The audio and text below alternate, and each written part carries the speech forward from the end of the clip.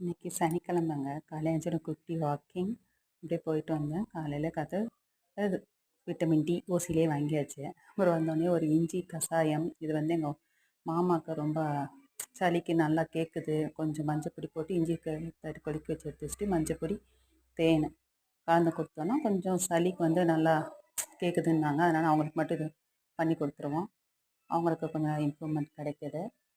இதை முடிச்சுட்டு இப்போ காலை டிஃபனுக்கு இன்றைக்கி லீவு இல்லைங்களா, அதனால் ஒவ்வொருத்தரும் ஒவ்வொரு போட்டாங்க. வெள்ளை பணியாரம், இனிப்பு பணியாரம், தோசை, தக்காளி சட்னி.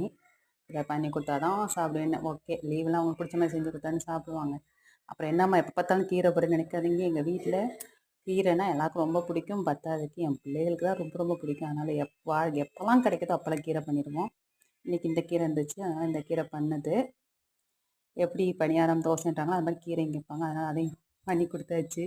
ஒரே ஏதோ கீரையாக போடுறேம்மான்னு நினைக்காதீங்க. அதுங்களுக்கு போய் சாப்பிட்டு பழகிட்டனால அது நெய் விட்டு கீரை வச்சு ஒரு ஊற வச்சாலே போதும், அவ்வளோ அழகாக சாப்பிட்டுக்குருவாங்க. அதனால் இந்த மாதிரி பண்ணி கொடுத்துட்றது. பருப்பு கீரையும் கொஞ்சம் தனித்தனியாக கடைஞ்சா நல்லா இருந்தது. நெய் விட்டு பண்ணி கொடுத்துருந்தேன். அப்புறம் ஆரோக்கியமாக சாப்பிட்டா சாயங்காலம் பஜ்ஜி வேணும்னாங்க. அதனால் அவங்களுக்கு பஜ்ஜி வாழைக்காய் வீட்டிலே நறுக்கி போட்டது. கத்தி வச்சு நறுக்குனேன், என்கிட்ட சீக்கிரம் இல்லாதனால. இப்படி தான் இன்றைக்கி முடிஞ்சது. ஓகேங்க, பாய்.